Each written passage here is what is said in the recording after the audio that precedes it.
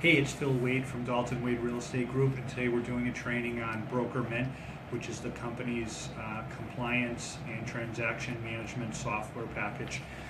I'm here with Lisa, who's going to be helping Talia understand Broker Mint a little bit better. So take it away, ladies.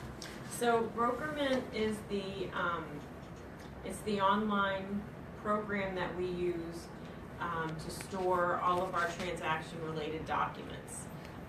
As Phil has mentioned in other modules, it's our responsibility as a brokerage to maintain the documents related to a transaction for 3 years. So this is the repository for those transactions.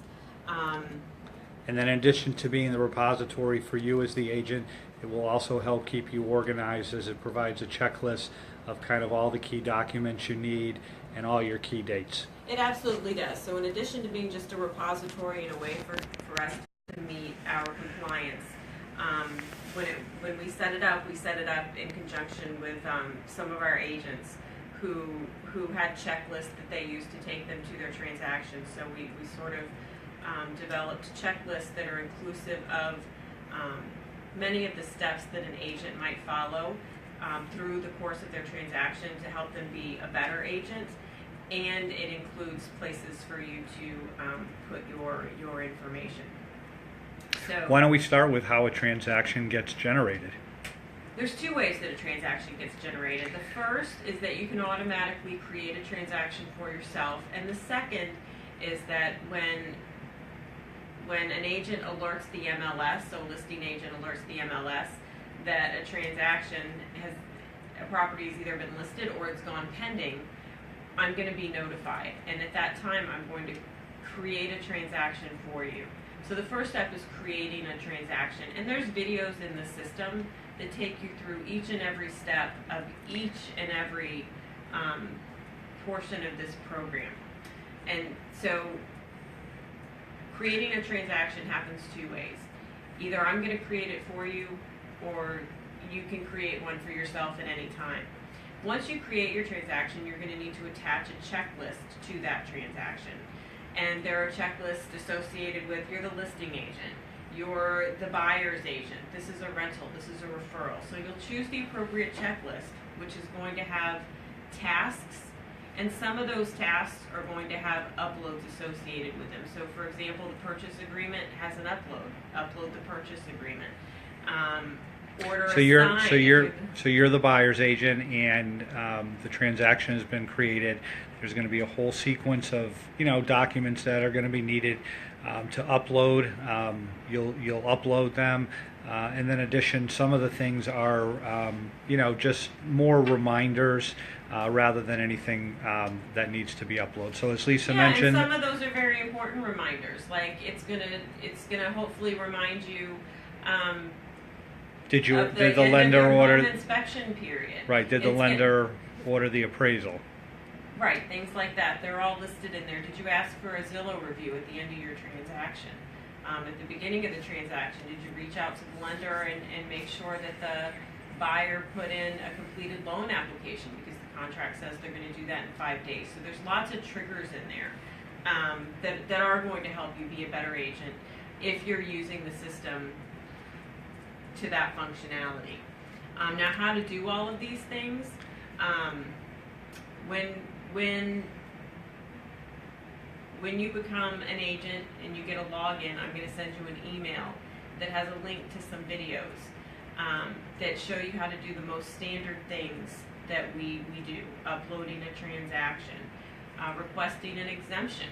So, for example, a transaction may not have the need for an addendum that is listed on the checklist. We had FERPTA, that's listed there on the checklist, but you may not need that short sale addendum. You may not need that. It may not have an HOA. It may not be a short sale. All those are there. There's just a button to hit exempt.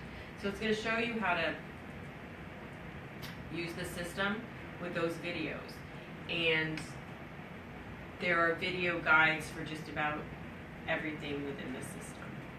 Right, so you're gonna create your transaction, or Lisa's gonna create it by seeing it come through the MLS. Once the transaction's created, either Lisa or yourself will upload, the checklist, and then basically you'll go through the checklist and upload your documents, or ask for an exemption if that particular step doesn't apply. Once your documents are uploaded, Lisa's going to look at your documents and give them the quick once-over to make sure all the signatures are there, all the initial. I'm looking for signatures on the bottom of each page, or initials on the bottom of the page, signatures at the end. For the listing agreement in particular, I'm looking to make sure that the dispute resolution line was initialed by the buyer, the seller, and the broker. That if it's before 1978, the lead paint addendum is there, the seller's disclosure is there, all the things that, as being an agent, one of our responsibilities is to make sure that, all the documentation is correct, uploaded, and Lisa's going to help kind of make sure that, we don't miss anything. And if you want to sit down with me, like I'm doing with Talia today, to show you all the ins and outs of this, I'm happy to do that, or work with you over the phone to do it. But there are video guides that I'm going to email you that are going to show, and most of the videos here are about 2 or 3 minutes long, because they really break it down into each step, so you can see the different ways to do things in the system. Like, there are many ways to upload a document. You can email it to the transaction. You can drag and drop it into maybe the talk about how each transaction gets assigned an email address. Each transaction does get assigned an email address that's specific to that transaction. So from within your email system that you're using, you can forward over any email that has attachments, and those attachments are going to dump right into your transaction, and from there you can assign them to the appropriate item in the checklist. For example, if it's a purchase agreement, if it's an earnest money deposit, if it's the final walkthrough that you got signed, if it's the Dalton Wade buyer acknowledgement that you got signed, and it'll just dump it right into your transaction. In the library, you find Dalton Wade specific forms, like the Dalton Wade buyer acknowledgement, like the final walkthrough. And there's a few other things, and we'll be building on that as time goes on. This is a new system for us as it is for you. But what I found is our most successful agents use it effectively and use it efficiently from the beginning of their transaction to the end. One other neat feature about the program is that oftentimes, when you have, say, a signed contract, everything is there: the contract, all the addendums, the seller's disclosure, the proof of funds, or, the pre-approval. So if you're emailing that into the system then allows you to call that what's called an unsorted document, and then it'll actually split the document for you, as long as you put in like what page is to split and then what is it, and then kind of load it right into the different steps. Sure. I've had people send me a 65-page new construction contract that I've split up in 10 minutes into about 20 different documents. It's a pretty simple feature to take a package and split it up so that you can then go find one item So generally, you might need in there. Generally speaking, the agents really love Brokerman, as it helps them stay organized. It helps them kind of with their key dates, and it helps the brokerage stay compliant. Anything else you want to mention, or any questions you have, Talia? Is this kind of your first time sort of hearing about Brokerman? I think it's good just because of the fact of having all your documents in one place, just in case you have to go back for an example of having your files reviewed. So you just have that one location where everything is saved up under that one client. And so I think that's definitely a good thing, versus me having to save everything on an individual folder on my desktop, taking up space. Yeah, exactly. Anything else, Lisa? No, there have been lots of times when I've heard about people, or myself even, that have had to go back and find a document. So it has come in handy, and I will say that while people do love it, there is a learning curve, and the loving it doesn't happen at first use.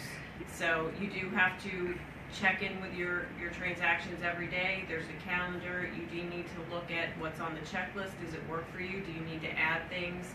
to that checklist? Do you need to remove things? I think it takes a little bit of effort on the agent's part to learn the system, and I think once that happens, then that's when the real benefits start to kick in. They do. Yeah, I mean, I think, again, like any software program, it does take a little bit of time to get used to it, but if you do, embrace it, it will help you. There are some great tutorials provided by BrokerMint. Lisa and myself are available, to help you if you have questions, but typically, once you've been through, 1 or 2, 3 transactions with it, it's smooth sailing.